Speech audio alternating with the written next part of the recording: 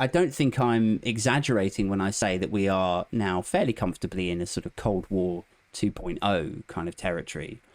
And this was further evidence this week with the identification of a British spy working in Berlin, spying for Russia, allegedly. And so I've read, he was identified by the British intelligence services, arrested and charged for something close to espionage, I assume.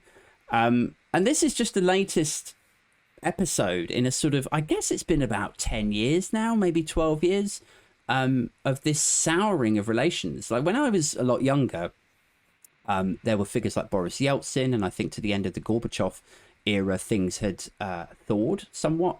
And then when Litvinenko was murdered, that felt like a 180 moment.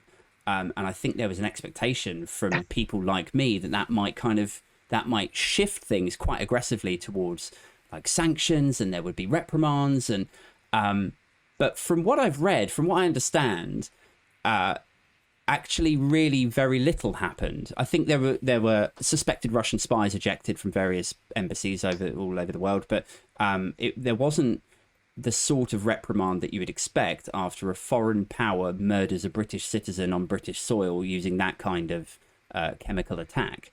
And again, like, not to sort of labour this too much, but it sounds to me as though there was an expectation that we would thrash it out over mutual business interests. Like the Brits would look at the Russians and be like, well, you know, we buy a lot of your gas, and then the Russians would look at the Brits and go like, well, we invest a lot in London, and somehow we would sort of work it out along those lines. But that actually didn't happen at all. And over the last 10 years, things have continued to sour.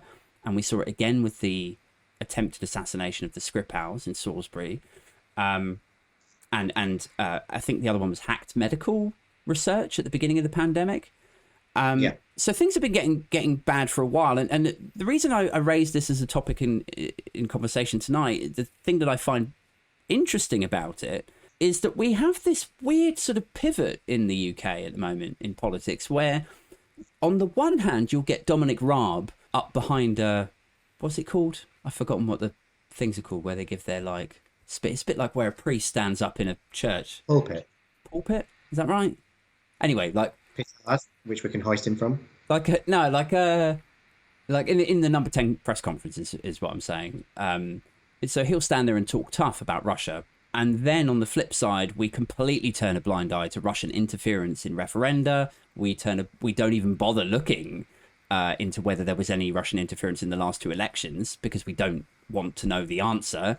I watched a thing on Panorama earlier where this guy was saying that at the end of the Russia report, basically they had concluded, the guy was like, if the question is, who is protecting the British public from Russian interference in their elections, then the answer to that is nobody.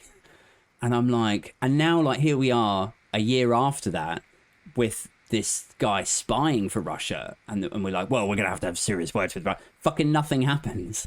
So you've got talking tough on one hand, and then on the other hand, you've got Russian interference. You've got huge amounts of money being donated to the Tory party. It's like there's such a disconnect between those two things. So I don't know. I was keen to get your thoughts on this. Where do you think we're at with it? To start with, I will say it's highly ironic to think of Dominic Raab standing behind anything and talking about Russia, considering it's 3 days since I saw a newspaper article about him getting given 25 grand by a Russian donor. And I think this is one of the problems that we've got, is that it just feels like, it's funny that you said the word dystopia. I just feel like we're living in this country where people are so used to this kind of thing being par for the course in the media. Dominic Raab takes money from a foreign power. Priti Patel sells secrets to a foreign power, gets to keep a job. Boris Johnson, massive donations from Russia for his party, massive private donations for him. It was wasn't it a Russian donor that ended up paying for his flat? Like, was it? I didn't know that. Don't quote me on that. That might be wrong. I feel like I've read an article or two about the flat donation. I feel like Russia was in there somewhere. But okay.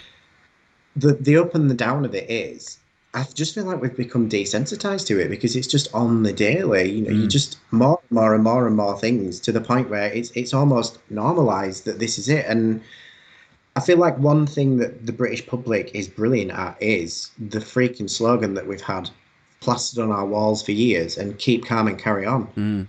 At what point do we become so disgusted with our politics being infiltrated by countries like Russia that we go, no?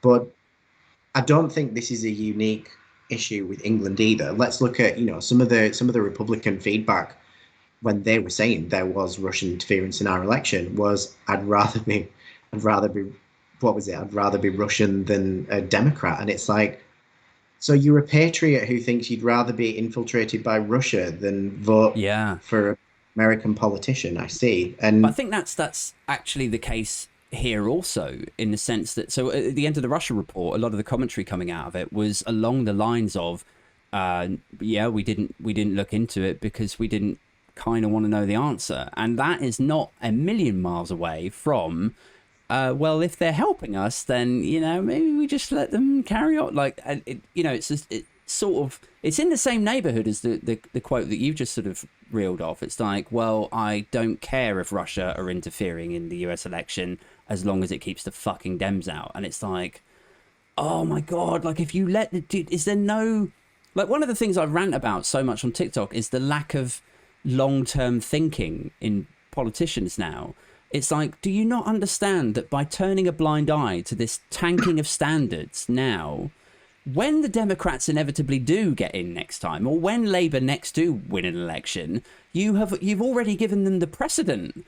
Like, it defies logic. It's like, how can you not think this is going to come back to bite you on the arse? That's why standards are so important. I think that's it's one of the things that's always frustrated me. And I use this analogy at work a lot. But one of the things that annoys the hell out of me is when you're a good little schoolboy and you always do your homework on time, you're always in class on time, you always look smart, you're always respectful to the teacher, that's great. When you're a naughty kid who spits and swears and doesn't listen and leans back in the chair, that's the standard you set for yourself. So a teacher will look like we do, like if you ask me, like we do with politics in this country and worldwide right now. If you've got a shit politician like Boris Johnson, you expect him to be shit, and that's the standard he sets for himself. But God forbid Keir Starmer take 3 days to release an eloquent statement about how he feels about something that's going on. Why didn't you do it sooner? What were you doing? Oh, king of hindsight. And I'm just like, I literally don't. How can you apply so few standards to this, but so many to that? It really confuses me how the left is always pilled up as this paragon of virtue that has to battle against the right. And to me as well, sorry if this is a little bit reductive, but it comes down to, we tell the truth even if it's not what you want to hear, and we'll just lie to get your vote. And I explained this analogy to someone else who's a little bit into politics on Wednesday. Like, when it comes down to things like the Brexit vote, or have to bring up taxes so we can actually sort some of the fundamental problems in the country out when the left do eventually get in, the truth can be sexed up, but it is only what the truth is. The truth is one thing and it cannot be changed. It is immutable because it is the truth and it cannot change. A lie can be whatever the fucking hell you want. 350 million for the NHS. I'm going to recruit 50,000 new nurses, even though I made 57,000 disappear in the last 18 months. Yeah. When you can lie, you can sell the dream, because the dream is a fucking lie.